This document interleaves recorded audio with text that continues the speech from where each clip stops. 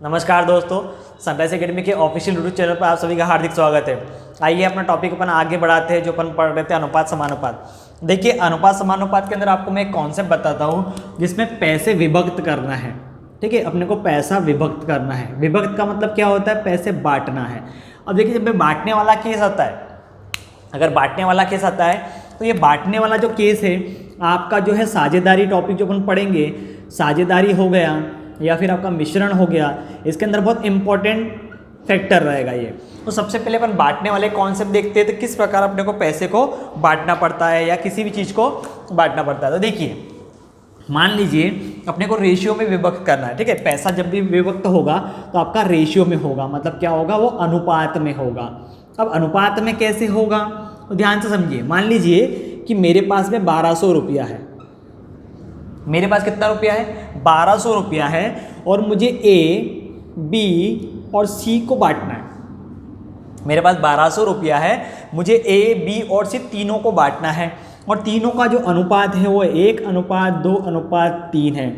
मतलब जो पैसा बंटने वाला है मेरा वो 1, 2, 3 के अनुपात में बंटना चाहिए। ठीक है, अब देखिए, जब बांटने वाली कंडीशन हो रही है तो आपका 1200 रुपये का एक हिस्सा जाएगा ए को, 1200 रुपये का दूसरा हिस्सा जाएगा बी को और 1200 रुपये का जो तीसरा हिस्सा जाएगा वो जाएगा सी को।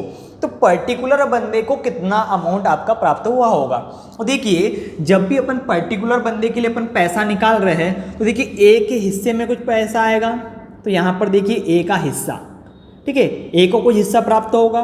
अब देखिए, हिस्सा कैसे निकालते हो? तो सबसे पहले आप टोटल अमाउंट को बांट रहे हो, तो टोटल अमाउंट कितना हो गया? 1200। टोटल अमाउंट कितना हो गया? 1200। और टोटल कितना आ रहा है आपका इसका? 6। देखिए, 3, 4, 5, 6, तो अब 6 नीचे लिखोगे। ठीक है, और ए को क्या मिलना चाहिए? 1 मिलना चाहिए, मतलब 1:1 को मिलना चाहिए। यहाँ पर 1 लिख दीजिए। मतलब आपको ध्यान रखना है कि टोटल को आपको 1/6 में विभक्त करना है, मतलब 6 भाग में 1 भाग किसका होगा? आपका ए का होगा। ठीक है, अब काट लीजिए इसको यहाँ पर। तो देखिए, 6 कम 6, 6 दूनो 12। तो यहाँ पर आप ए को कितना रुपया दे चुके हो? 200 रुपया। ए को कितना दे चुके हो? 200 रुपया। वैसे ही बी का हिस्सा अगर निकालने की बात आती है, अगर अपन बी का हिस्सा करें तो बी के हिस्से के लिए टोटल अमाउंट कितना है? 1200 रुपया। ठीक है, टोटल कितना है? 6 है। देखिए, यहाँ पर जब पैसा बांटते हैं तो जो बटे में है वो सभी का योग हमेशा नीचे सभी का योग रहेगा। ठीक है, अब देखिए, बांटना बी हो तो बी को 6 में से कितना हिस्सा बांटना है? 2 हिस्सा, तो यहाँ 2 कर दीजिए। ठीक है, तो देखिए, 6 कम 6, 6 दूनो 12 और 2 दूनो कितना हो जाएगा? 4। तो ये कितना हो गया आपका? 400 रुपया। मतलब ए को मिल गया 200 रुपया, बी को मिल गया 400 रुपया। वैसे सी की अगर बात करते हैं तो सी का हिस्सा अगर आप निकालते हो तो सी का हिस्सा आपको समझ में आ चुका होगा कि सी को कितना प्राप्त होगा। तो 3/6, 3 कम 3, 3 दूनो 6, तो कितना हो जाएगा इसको? 600 रुपये।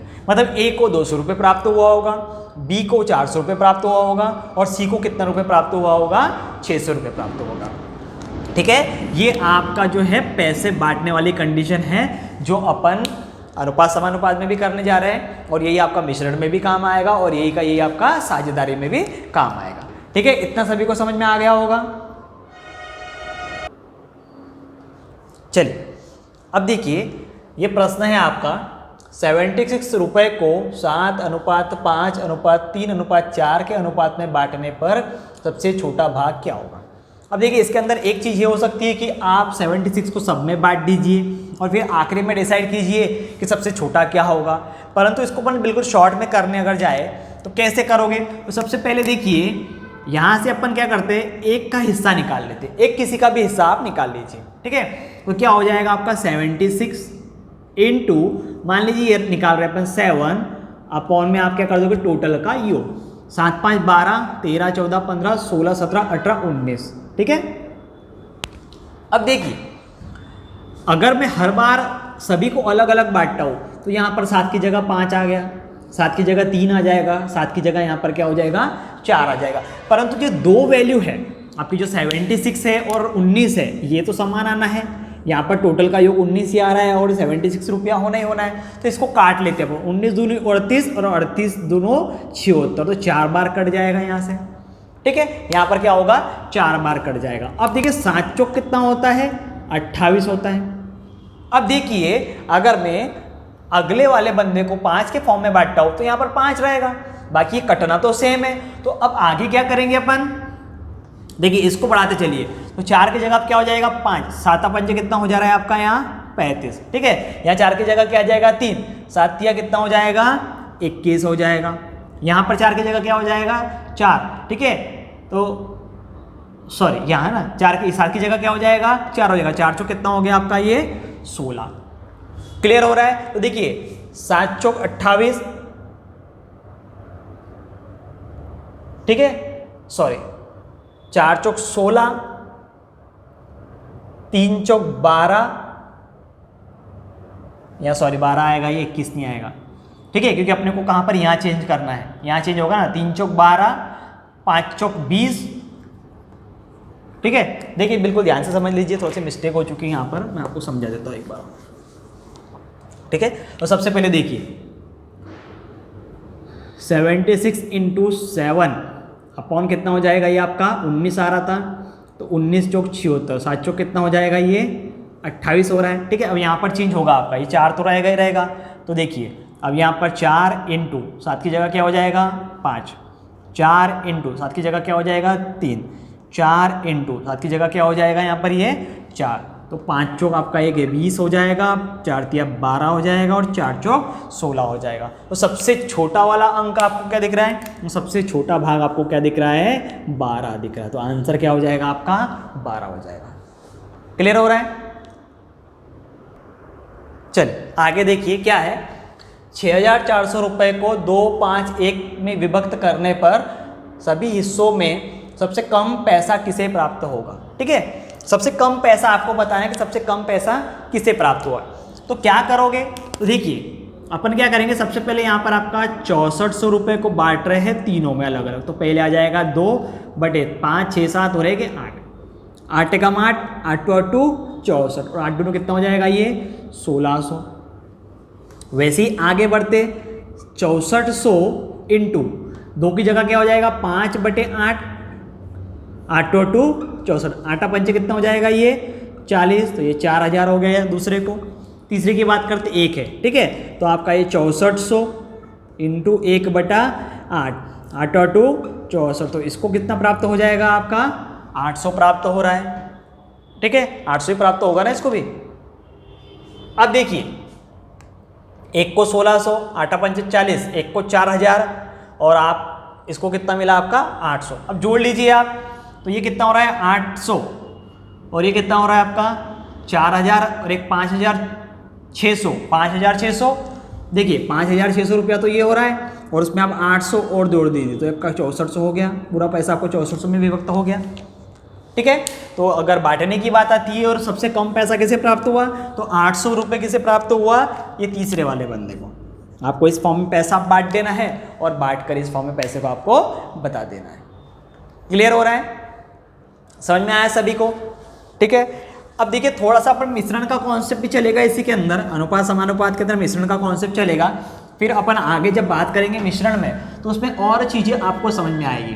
अब सबसे पहले ध्यान दीजिए कि आप मिश्रण का कॉन्सेप्ट अगर आता है या ऐसा कोई प्रश्न आता है जो अनुपात समानुपात में ही हो तो उसे कैसे करना है। अब मान लीजिए एक कोई टैंकर है अपने पास में, ठीक है, ये टैंकर है। अब इस टैंकर के अंदर 60 लीटर दूध है, ठीक है, 60 लीटर मिश्रण है, ठीक है, क्या है मिश्रण है, 60 लीटर क्या है मिक्सचर है।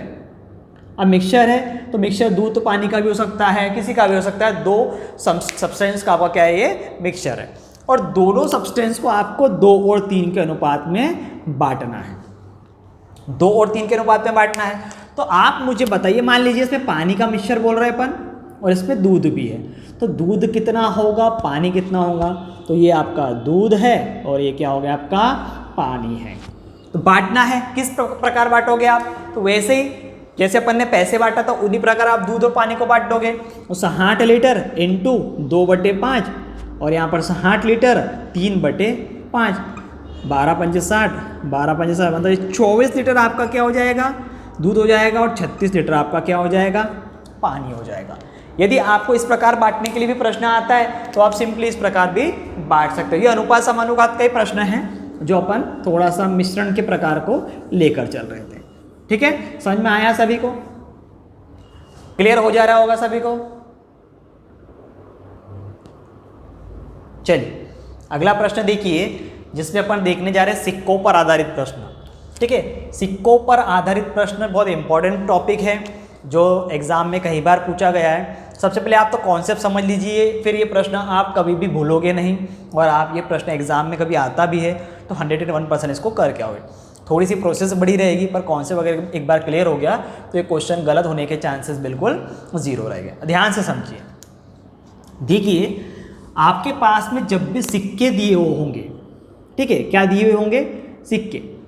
अब सिक्के जो है, सिक्के आपके 50 पैसे के भी होते हैं। ठीक है, अब यहाँ पर देखिए 1 रुपया का सिक्का भी होता है, 50 पैसे का सिक्का भी होता है, 20 पैसे का सिक्का भी होता था। ठीक है, पहले होता था 25 पैसे का भी सिक्का होता था, 5 पैसे का भी सिक्का होता था। तो ये सारे सिक्के अपन ने देखे। अब इन सिक्कों को जो है रुपए के फॉर्म में कन्वर्ट करना है, सिक्कों को रुपए के फॉर्म में कन्वर्ट करना है। तो देखिए 1 रुपया तो ऑलरेडी है, अब 50 पैसे को रुपए के फॉर्म में अगर कन्वर्ट करोगे आप तो 50 पैसे को रुपए के फॉर्म में कन्वर्ट करोगे तो आधा रुपया हो जाता है, आधा रुपया हो जाता है। अब ये आधा रुपया कैसे आया? आपने 50 पैसे को 100 पैसे से डिवाइड करा, मतलब 1 रुपये में कितने पैसे होते? 1 रुपये में होते 100 पैसे। आपने 50 को 100 से डिवाइड करा तो काट के आपका क्या आ गया? 1/2 रुपया, मतलब आपका आधा रुपया आ गया। वैसे ही अगर अपन आगे बात करें, अगर आप सारे रुपए की बात करते हो, जो पैसे को आप रुपए में कन्वर्ट करते हो, तो देखो 1 रुपया तो 1 रुपया ही रहेगा। ठीक है, यहाँ से 50 पैसे को आप क्या लिख सकते हो? 1/2 रुपया लिख सकते हो। 20 पैसे को आप क्या लिख सकते हो? 20 पैसे को आप लिख सकते हो 1/5 रुपया। 20 पैसे को आप क्या लिख सकते हो? 1/5 रुपया। कैसे? 20 बटा क्या कर दोगे आप? 100 कर दोगे। 20 एकम 20, 20 पंजे 100, मतलब 1/5 रुपया आप 20 पैसे को लिख सकते हो।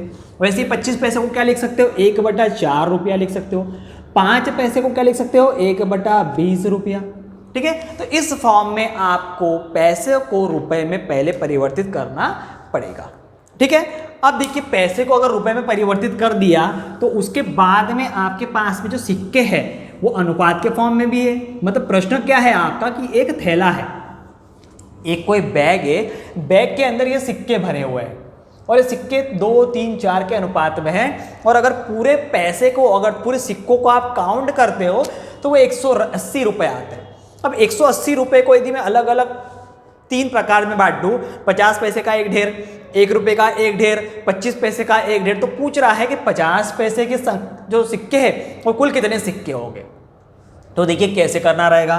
तो सबसे पहले आप सिक्कों को, जो रुपए है, पैसे है, उसको रुपए में कन्वर्ट करते हैं। तो देखिए 1 रुपया, 50 पैसे को क्या लिख दोगे आप? 1/2 रुपया, और 25 पैसे को क्या लिख दोगे? 1/4 रुपया। सबसे पहली प्रोसेस समझ में आ गई सबको?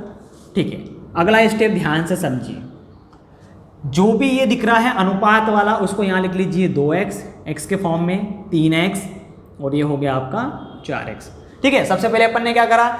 सिक्कों को जो पैसे के फॉर्म में थे उसको रुपए के फॉर्म में परिवर्तित करा, और फिर अपन ने यहाँ पर क्या करा? जो अनुपात दिए थे सिक्कों के वो यहाँ पर लिख लिए। इतना क्लियर हुआ सभी को? इतना सबको समझ में आया? अब इसके बाद में क्या? अब इन दोनों का आपस में आप क्या करोगे? मल्टीप्लाई करोगे। इन दोनों का आपस में क्या करेंगे अपन? मल्टीप्लाई करेंगे। तो क्या मल्टीप्लाई होगा? देखिए 2x और 1 का 2x प्लस कर दीजिए, 3x इंटू 1/2, तो 3x/2 प्लस 4x/4 बराबर। ठीक है, ये अपन ने मल्टीप्लाई करा, तो मल्टीप्लाई कर ये देखिए ये रुपए के फॉर्म में कन्वर्ट हो गया। अब ये सब रुपया तैयार हो गया आपका, और थैले में कुल कितना रुपया है? 180 रुपया है। ठीक है, जैसे ही आपने ये सिक्कों को इनके अनुपात के साथ में गुणा करा तो ये रुपए प्रॉपर रुपए के फॉर्म में कन्वर्ट हो गया, और बराबर थैले में कितना रुपया था? 180 रुपया था। ठीक है, अब देखिए यहाँ पर जब भी अपन ने अनुपात समानुपात पढ़ा है, तो उसमें अपन ने देखा था कि एलसीएम को अपन निगलेक्ट करते थे। तो देखिए एलसीएम आप पहले काट लो और यहाँ से एलसीएम को निगलेक्ट कर दो। तो एलसीएम कितना आ जाएगा, नीचे 2 आ जाएगा, 2 दूनी 4x plus 3x plus 2x बराबर 180। एलसीएम आप पढ़ चुके हो, एलसीएम वाले टॉपिक में अपन ने वीडियो में देख लिया था कि एलसीएम किस प्रकार निकाले जाते हैं। ठीक है, अब देखिए आगे 4 3 7 8 9, 9x बराबर 180। तो ऐसे x का मान कितना हो जाएगा, 20। x का मान कितना हो जाएगा, 20। अब देखिए x का मान 20 हो गया और ये अपने जो ये इक्वेशन आ गई अपनी, जिस इक्वेशन को अपन ने सॉल्व करा है, ये रुपए की इक्वेशन है, ये रुपए वाली इक्वेशन है। तो यदि मैं ये x का मान उठाकर यहाँ पर पुट करता हूँ तो सारे रुपए के फॉर्म में आ जाएंगे, सिक्कों के फॉर्म में नहीं आएंगे, सभी किस फॉर्म में आ जाएंगे, रुपए के फॉर्म में आ जाएंगे। कैसे रुपए के फॉर्म में आ जाएंगे, देखिए 20 को यहाँ रखिए, 20 × 4 कितना हो गया, 80, ये रुपया हो गया। ठीक है, क्योंकि अपन ने दोनों का मल्टीप्लाई करके रुपए के फॉर्म में लाया था। 20 × 3 60 रुपया हो गया ये। ठीक है, 20 × 2 ये 40 रुपया हो गया। मतलब थैले में 80 रुपये, 60 रुपये, 40 रुपये अलग अलग 3 प्रकार के ढेर में अपन ने बांट किया। तो पहला ढेर काय का था आपका, अगर मैं पहले बात करूं तो पहला ढेर आपका काय का था, 1 रुपीज़ का। तो देखिए यहाँ पर आप मल्टीप्लाई बाय 1 कर दीजिए, क्योंकि 1 रुपये में एक ही सिक्का होता है।